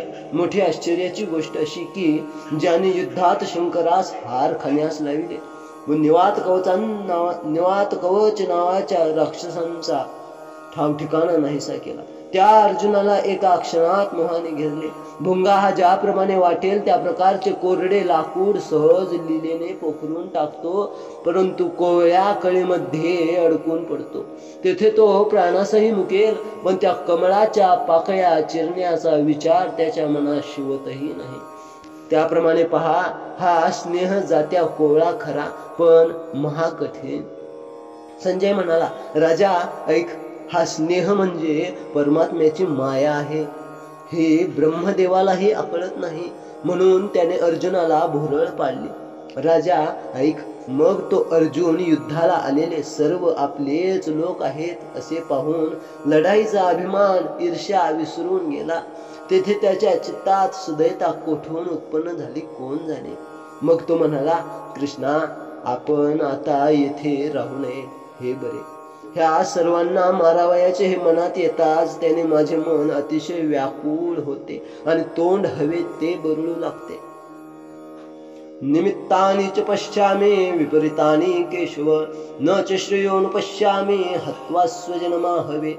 श्लोक टीका श्री ज्ञानोबा तुकाराम. हे केशवा, मला विपरीत लक्षणे दिसत आहेत आणि युद्धामध्ये स्वजनांना मारले असता कोणतेही श्रेय प्राप्त होईल असे मला दिसत नाही. या कौरवा जरी वधावे तरी युधिष्ठिराधिक कान वधावे. हे एर राघवे गोत्र जामुचे, म्हणून जळो हे झुंज प्रत्ययान हे मज. एके ठा एक येणे काय काज महापापे, देवाभोवती परी पाहता. येत ओखटे होईल झुंजता, वर काही चुकविता लाभवाथे. या कौरवांचा वध करणे जर योग्य आहे तर धर्माधिकांचा वध करण्याला काय हरकत आहे? कारण की हे सर्व आम्ही एकमेकांचे नातलगच आहोत. याकरिता आग लागो या युद्धाला, मला हे पसंत नाही. या महापापाची आम्हास काय गरज आहे? देवा, अनेक दृष्टीने विचार केला असता असे वाटते की यावेळी युद्ध केले तर त्याचा परिणाम वाईट होईल, पण ते जर टाळले तर काही लाभ कल्याण होईल. न कांक्षे विजयम कृष्ण न च राज्यम सुखानि च, किं नो राज्येन गोविंद किं भोगैर्जीवितेन वा. येषामर्थे कांक्षितं नो राज्यम भोगा सुखानि च, त इमेव स्थिता युद्धे प्राणं त्यक्त्वा धनानि च. श्लोक टीका श्री ज्ञानोबा तुकाराम. कृष्णा, मला विजयाची इच्छा नाही, राज्याची नाही व सुखाचीही नाही. हे गोविंदा, आम्हाला राज्य मिळून काय उपयोग? सुखोपभोग मिळून तरी काय उपयोग? अथवा आम्हाला जगून तरी काय उपयोग? ज्यांच्याकरिता आम्हाला राज्याची, भोगांची अथवा सुखांची इच्छा असावयाची, ते हे या युद्धामध्ये स्वतःचे प्राण आणि धन यांचा त्याग करून उभे आहेत. तया विजय वृत्ती काही, मज सर्वता काज नाही. येत राज्य तरी काय हे पाहुनिया. या सकळा ते वधावे, मग जे भोग भोगावे ते जळोता घवे पार्थो म्हणे. तेने सुखी विन होईल ते भलतेही साहिजेल. वरी जीवित ही वेचिजेल याची लागे, परी अंशी घातुकी जे. मग आपण राज्य भोगीजे, हे स्वप्नीही मन माझे करू न शके. तरी आम्ही का जन्मावे, कवना लागी जियावे. जे वडिला या चिंतावे, विरुद्ध म्हणे पुत्रा तेपसे कुळ. तयाचे काय हिंची फळ, जे निर्दाळी जे केवळ गोत्रापुले. हे मनींची केवी धरिजे, आपण वज्राचे या बोलिजे. वरी घडे तरी की जे भले या. आम्ही जे जोडावे ते समजती ही भोगावे. हे जीवितही उपकारावे काजियांचा. आम्ही दिगंतीचे भूपाळ विभांडुने सकळ. मग संतोष विजे कुळ आपुले जे, तेचे हे समस्त परी कैसे कर्म विपरीत जे झाले असती उद्यत झुंजावया. अंतौर्या कुमरे सांडोन्या भांडारे, शस्त्राग्नी जिवारे अरुपुनी. ऐसे अंते कैसे निमारू, कवनावरी शस्त्र धरू. निज हृदया करू घातू केवी. त्या विजयाच्या इच्छेने मला काहीच कर्तव्य नाही. अशा रीतीने मिळविलेले राज्य तरी आपल्याला काय करावयाचे? अर्जुन म्हणाला, या सर्वांना मारून जे भोग भोगावयाचे त्या सगळ्यांना आग लागो. त्या भोगापासून मिळणाऱ्या सुखाच्या अभावी जो प्रसंग येऊन पडेल तो वाटेल तसा बिकट असला तरीही सहन करून घेता येईल. इतकेच काय, यांच्याकरिता आमचे प्राण खर्ची पडले तरी चालेल, पण यांचे प्राण घ्यावे आणि मग आपण राज्य भोगावे ही गोष्ट माझे मन स्वप्नात देखील करू शकणार नाही. जर या वडील माणसांचे अहित मनाने चिंतावयाचे तर आम्ही जन्माला येऊन तरी उपयोग काय व आम्ही जगावे तरी कोणासाठी. कुळातील लोक पुत्राची इच्छा करतात, त्याचे काय हेच फल की त्याने आपल्या आप्तेष्टांचा केवळ वधच करावा. असे आपण मनात तरी कसे आणावे, वज्रासारखे कठोर शब्द आपण कसे उच्चारावे. उलट पक्षी झाल्यास आपण त्यांचे हितच करावे. आम्ही जे जे मिळवावे ते या सर्वांनी वास्तविक भोगण्यासाठी आहे. यांच्या कामाकरिता आम्ही आपले प्राणही खर्चावयास आहे. आम्ही देशोदेशींचे सर्व राजे युद्धात जिंकून जे आपले कुळ संतोष व्हावे तेच हे आमचे सर्व कुळ. पण कर्म कसे विपरीत आहे पहा. हे सर्व आपसात लढावयास तयार झाले आहेत. बायका मुले आपले खजिने ही सर्व सोडून व तलवारीच्या धारेवर आपले प्राण ठेवून हे जे लढाईस तयार झाले आहेत अशांना मी मारू तरी कसा. मी कोणावर शस्त्र धरू. हे कौरव म्हणजे आम्हीच, तेव्हा यांना मारणे म्हणजे आपलाच घात करणे होय. या दृष्टीने अर्जुन म्हणतो, मी आपल्या काळजाचा घात कसा करू. आचार्या पितर पुत्रास्तथैव च पितामहा मातुला श्वशुरा पौत्रा शाला संबंधेन स्थता. श्लोक टीका श्री ज्ञानोबा तुकाराम. माझे गुरु, माझे पितृतुल्य स्वजन, पुत्र, त्याचप्रमाणे आजे, मामे, सासरे, नातू, तसेच मेहुणे आणि संबंधी लोक येथे दिसत आहेत. हे नेनसे तू कवन, परिपैल भीष्म द्रोण, जयांचे उपकार असाधारण आम्हा बहुत. येत शालक सासरे मातुळ आणि बंधू की हे सकळ, पुत्र नातू केवळ इष्टही असते. अवधार्य अति जवळिकेचे हे सकळ हे सोयरे आमचे, म्हणून दोषाथी वाचे बोल त्यांचे. हे कोण आहेत तू जाणत नाहीस काय, ज्यांचे आमच्यावर असामान्य उपकार आहेत. असे भीष्म व द्रोण ते पलीकडे आहेत पहा.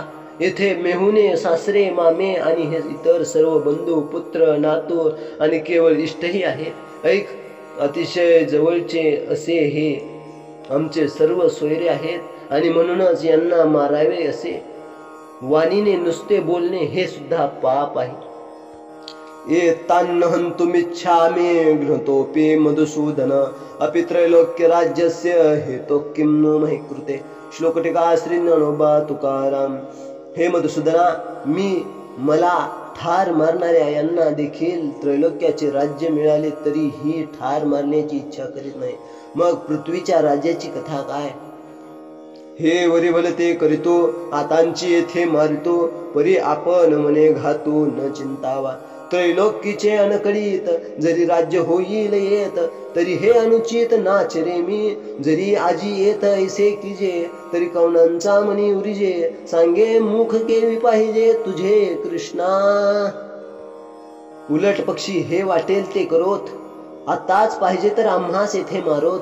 पण आम्ही यांच्या घाताची गोष्ट मनात आणणे बरे नाही. त्रैलोक्याचे समग्र राज्य जरी येथे मिळणार असले तरी हे अयोग्य काम मी करणार नाही. जर आज आम्ही येथे असे केले तर मग आमच्या विषयी कोणाच्या मनात आदर राहील. आणि मग कृष्णा सांग, तुझे मुख कसे दिसणार. म्हणजे तो आम्हाला अंतरशी निहत्य धार्तराष्ट्रान्न का प्रीतिस्या जनार्दन. पापमेवाश्रयेदस्मान् हत्वैताणात तायिनः. श्लोक टीका श्री ज्ञानोबा तुकाराम. हे जनार्दना, धृतराष्ट्राच्या पुत्रांना मारून आमचे काय प्रिय होणार. या आतताईंना मारले असता आम्हाला कुलनाशाचे पाप मात्र लागेल. जरी वधू करुणी गोत्रजांचा, तरी वसवटा होऊन दोषांचा. मज जोडला सितू हातींचा दुरी होसी. कुळहरणी पातके ते अंगी जडती अशेखे ते वेळी तू कवने के देखावासी जैसा उद्याना माझी अनळू संचरला देखोनी प्रबळू मग क्षण भरी कोकिळू स्थिर नोहे सकर्दम सरोवरू अवलोकुनी चकोरू न सेवितू अभेरू करुणी निघे तया परी तू देवा मज झोको नयेसी मावा जरी पुण्याचा ओलावा नाश जेल जर मी गोत्रजांचा वध केला तर सर्व दोषांचे मी वस्तीस्थान होईन आणि मग ज्या तुझी जोड मला लाभली आहे तो तू माझ्या हातचा जाशील कुळाच्या घाताने घडणारी सर्व पातके जेव्हा अंगी जडतील तेव्हा तुला कोणी कोठे पाहावे ज्याप्रमाणे बगीचाला भयंकर आग लागलेली पाहून कोकिळ तेथे क्षणभरही थांबत नाही चिखलाने भरलेले सरोवर पाहून चकोर त्यात न राहता त्याचा त्याग करून तेथून निघून जातो त्याप्रमाणे हे देवा जर माझ्या ठिकाणचा पुण्याचा ओलावा नाहीसा झाला तर तू आपल्या मायेने मला चकवून माझ्याकडे येणार नाहीस तस्मान्नार्हा वयं हन्तुं धार्तराष्ट्र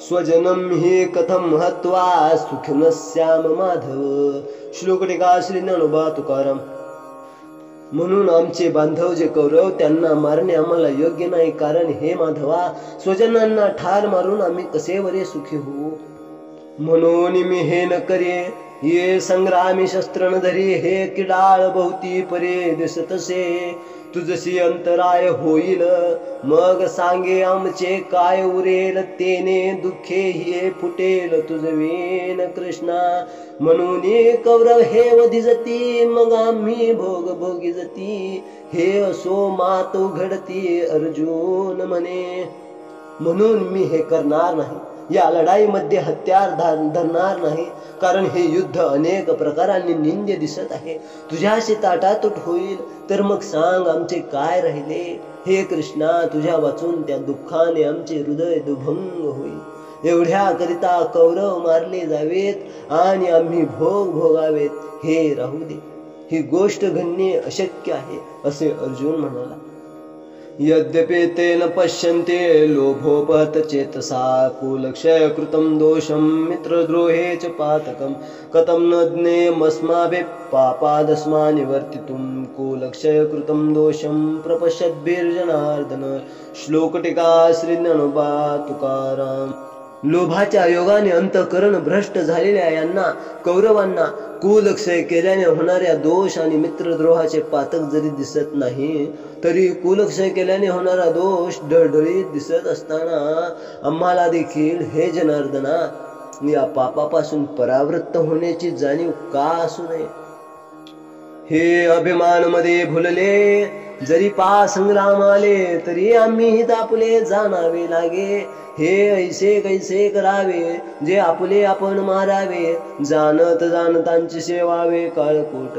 हा जी मार्गी चालता पुढा सिंह झाला वचिता तो तव चुकविता लाभवाथी असता प्रकाश सांडावा मग अंधकूप आश्रावा तरी ते थकवून देवा लाभू सांगे का समोर अग्नी देखोनी जरी नवचिजे ओसंडोनी तरी क्षणा एका कवळुनी जाळू सके तैसे दोष हे मूर्त अंगी वाजो असती पाहत हे जाणताही केवी येथ प्रवर्तावे ऐसे पार्थतिये अवसरी म्हणे देवा अवधारी या कल्मशाची थोरी सांगेन तुझ हे कौरव अभिमानाच्या मदाने बहकून जाऊन जरी लढण्याकरिता आले आहेत तरी पण आम्ही आपले हित कशात आहे हे पाहिले पाहिजे आपलेच आप्तसंबंधी आपण मारावे हे असे भलतेच कसे करावे जाणून बुजून कालकूट कसे घ्यावे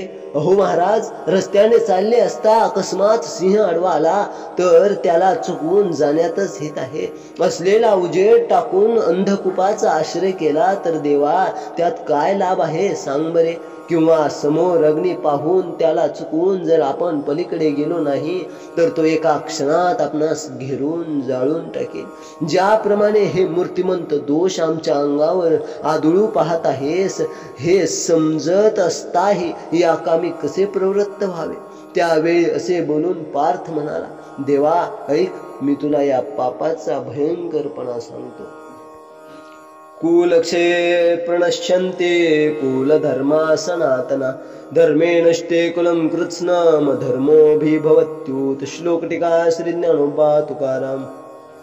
कुलक्षय झाला असता सनातन असे कुलधर्म नाश पावतात आणि धर्माचा नाश झाला असता अधर्म सर्व कुल व्यापून टाकतो. जैसे काष्ठे काष्ठमधी जे ते तो वन्नी एक उपजे तेने काष्ठ जात जाळीजे प्रज्वळलेनी तैसा गोत्रींची परस्परे जरी वधू घडे मत्सरे तरी तेने महादोषे घोरे कुळची नाशे म्हणून येणे पापे वंशज धर्म लोपे मग धर्मुची आरोपे कुळा माझी. ज्याप्रमाणे लाकडाने लाकूड घासले असता तेथे एक अग्नी उत्पन्न होतो आणि तो भडकला म्हणजे सर्व लाकडांना जाळून टाकतो, त्याप्रमाणे कुळामध्ये मत्सराने एकमेकांनी जर एकमेकांचा वध केला तर त्या भयंकर महादोषाने कुळच नाशाला पावते. म्हणून या पापाने वंश परंपरागत आलेल्या कुळ धर्माचा लोप होतो आणि मग कुळामध्ये अधर्मच माजतो.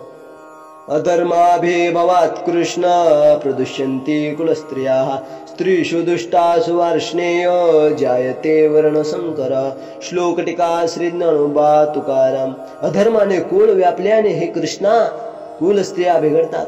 हे वार्ष्णेया स्त्रिया बिघडल्याने वर्णसंकर होतो.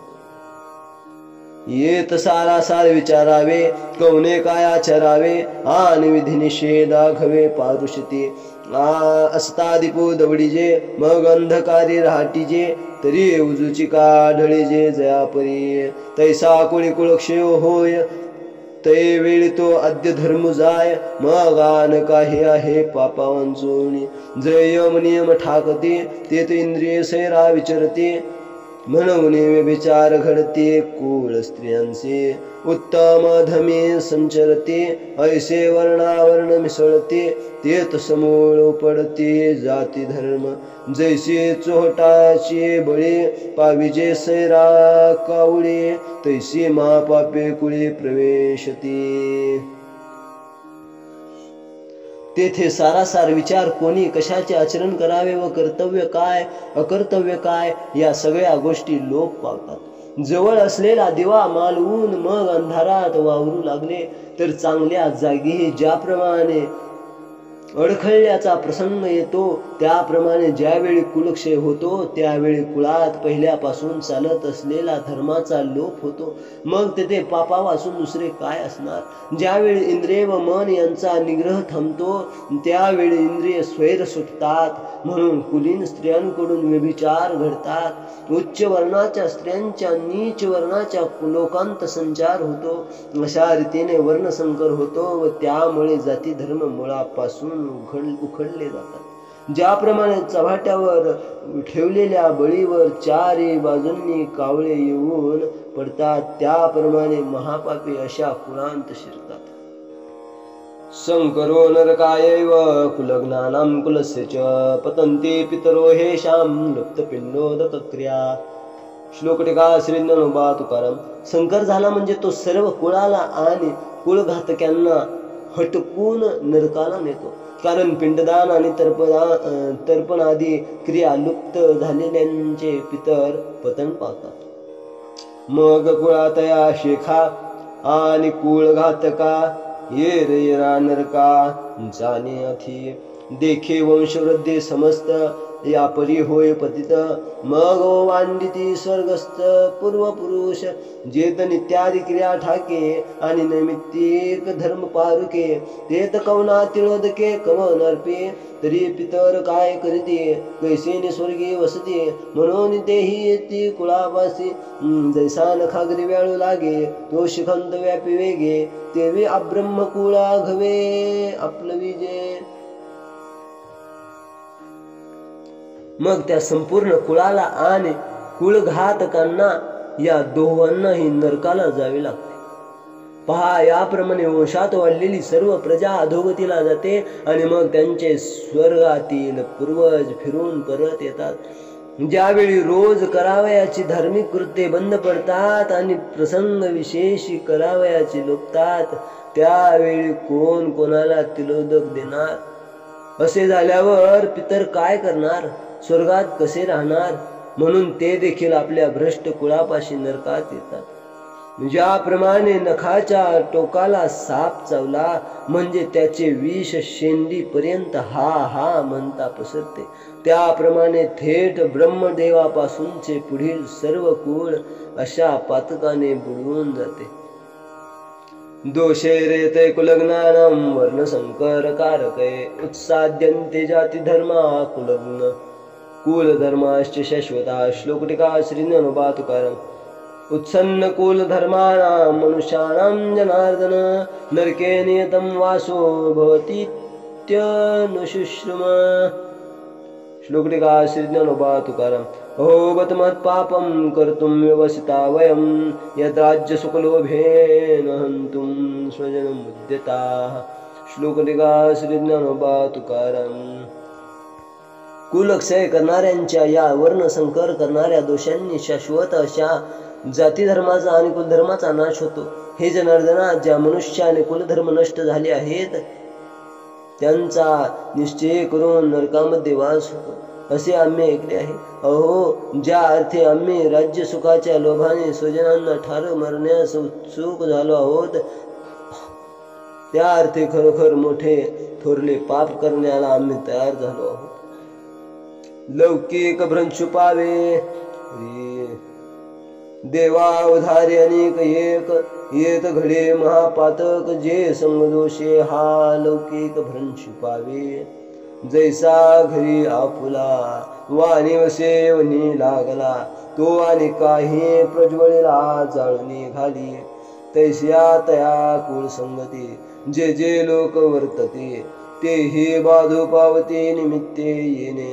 तैसे नाना दोषे सकळ अर्जुन म्हणे ते कुळ मग महाघोर केवळ निरय भोगी पडिल्या ते ठाई मग कल्पांती उंगडू नाही. येसने पतन कुळ क्षयी अर्जुन म्हणे. देवा हे विविध कानी ऐकिजे करी अजूनीवरी त्रासून उपजे. हृदय वज्राचे हे काय की जे अवधारिपा अपेक्षिजे राज्य सुख जया लागिते तव क्षणिक. ऐसे जाणता ही दोख अवेरुना जे हे वडील सकळ आपुले वधावया दिठी सुदले सांग पा काय थे कुले घडले आम्हा. देवा ऐक, येथे आणखी एक महापातक घडते. ते हे की त्या पतितांच्या संसर्ग दोषाने इतर लोकांचे आचार विचार भ्रष्ट होतात. ज्याप्रमाणे आपल्या घराला अकस्मात अग्नी लागला म्हणजे तो भडकलेला अग्नी दुसऱ्या घरांनाही जाळून टाकतो, त्याप्रमाणे त्या कुळांच्या संसर्गाने जे जे लोक वागतात ते ह्या संसर्ग रूप कारणाने दूषित होतात. अर्जुन म्हणतो, त्याप्रमाणे अनेक दोषांमुळे मग त्या सर्व कुळाला भयंकर नरक भोगावा लागतो. त्या ठिकाणी पडल्यावर कल्पांती देखील त्याची सुटका होत नाही. कुलक्षयामुळे एवढी अधोगती होते असे अर्जुन पुढे म्हणाला. देवा ही नाना प्रकारची बोलणी कानाने ऐकतोस पण अजूनपर्यंत तुला शिसारी येत नाही. ऐक, तू आपले हृदय वज्रासारखे कठोर केलेस काय? ज्या शरीराकरिता राज्य सुखाची इच्छा करायची ते शरीर तर क्षणभंगूर आहे असे कळत असताही अशा ह्या घडणाऱ्या महापातकांचा त्याग करू नये काय? हे जे सर्व आपले वाडवडील जमले आहेत त्यास मारून टाकावे अशा बुद्धीने त्यांच्याकडे पाहिले. ही काय लहान सहान गोष्ट आमच्या हातून घडली? तूच सांग. यदि माम प्रतीकारम शस्त्रम शस्त्रपाणय धार्तराष्ट्रारणे हन्योस्तन्मे क्षेमतरम भवेत. श्लोक टीका श्री ज्ञानोबा तुकाराम. ज्या हातात शस्त्रे धारण करणारे कौरव प्रतिकार न करणाऱ्या आणि निशस्त्र अशा मला रणामध्ये ठार मारतील तर माझे अधिक कल्याण होईल. आता यावरी जे जियावे तयापासून हे बरवे, जे शस्त्रे सांडून सहावे बाण यांचे तयावरी होय जितुके, ते मरण हे वरी निके, परी येणे कल्मशे चाड नाही. ऐसे देखून सकळ अर्जुने आपले कुळ, मग म्हणे राज्य ते केवळ निरय भोगू. आता इतक्यावरही जगण्यापेक्षा आपण शस्त्रे टाकून देऊन यांचे बाण सहन करावे हे चांगले. असे केल्याने जितके दुःख भोगावे लागेल तितके सहन करावे इतकेच काय, पण अशा करण्याने मृत्यूही जरी प्राप्त झाला तथापि तो अधिक चांगला. परंतु असे पातक करण्याची आपणास इच्छा नाही. याप्रमाणे अर्जुनाने आपले सर्व कुळ पाहून म्हटले की यांचा नाश करून मिळविलेले राज्य म्हणजे केवळ नरक भोग आहे. संजय उवाच एव मुक्त्वा अर्जुन संख्ये रथोपस्थ उपाविशद विसृज्य सशरं चापं शोक संविघ्न मानसः. श्लोक लेखा श्री ज्ञानोबा तुकाराम. संजय म्हणाला, रणामध्ये याप्रमाणे बोलून धनुष्य आणि बाण टाकून शोकाने ज्याचे चित्त व्यापले आहे असा अर्जुन रथाखाली उडी टाकून रथाच्या मागच्या भागाजवळ बसला. ऐसे ते अवसरी अर्जुन बोलिला समरी, संजयो म्हणे अवधारी धृतराष्ट्राते. मग अत्यंत उद्वेगला न धरत गहीवरू आला, ते तो उडी घातले खाला रथवनिया. जैसा राजकुमारो पदच्युतू सर्वता होय उपहतू, कारवीराहुग्रस्तू प्रभाहिनो नातरी महासिद्धे संभ्रमे. जिंतला तापसू भ्रमे, मग आकुळुनी कामे दिनू कीजे. तैसा तो धनुर्धरू अत्यंत दुःखे जर्जरू, दिशे जेतरहवरू तेजिला तेने. मग धनुष्य बाण सांडिले न धरत अश्रुपात आले, ऐसे ऐके राया तेथे वर्तले. संजयो म्हणे आता यावरी तो वैकुंठनाथ, देखो निसखेद पार्थो. कवने परी परमार्थो निरूपील, ते सविस्तर पुढारी कथा. अतिस कौतुक ऐकता, ज्ञानदेव म्हणे आता निवृत्ती दासू.